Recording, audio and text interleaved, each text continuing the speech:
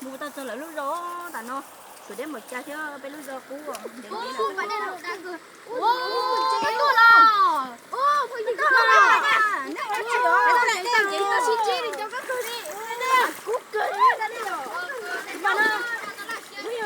bà nó tự to nghe cũng mới ra mua nó cái cá nó lưỡi đen ta đi ơ lưỡi đen đâu nè nó cái mà nó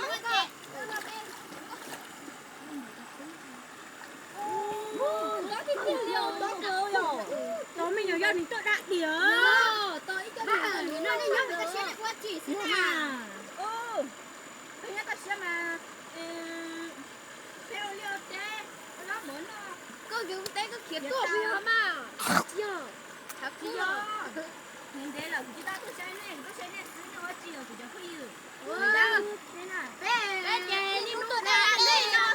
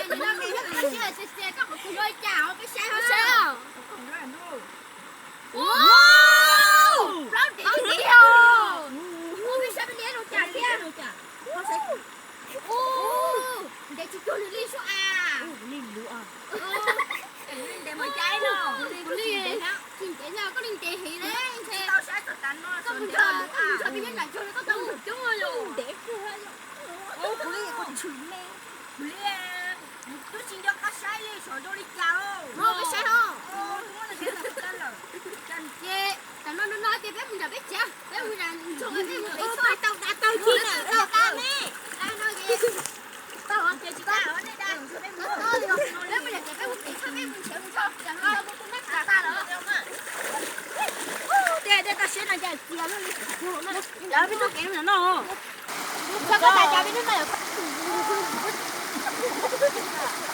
Đấy rồi.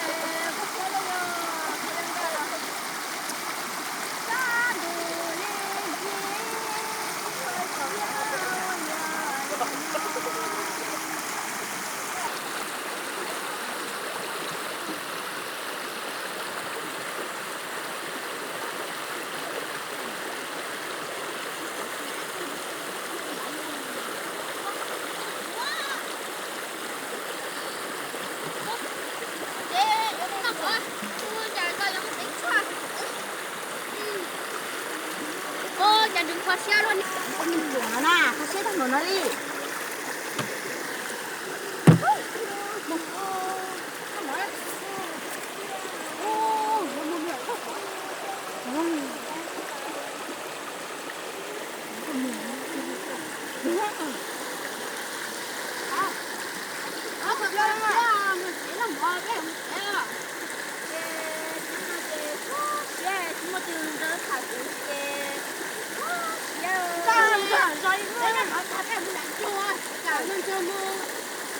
Con bắt phá cứ trả bên phía đi trong chỗ à? Làm á? Nhưng mà nhưng mà chính là nó quá thì tao chơi vậy nó quá.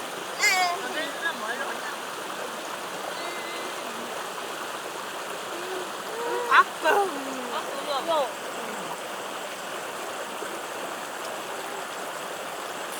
Mà phải cầm mình chạy nữa.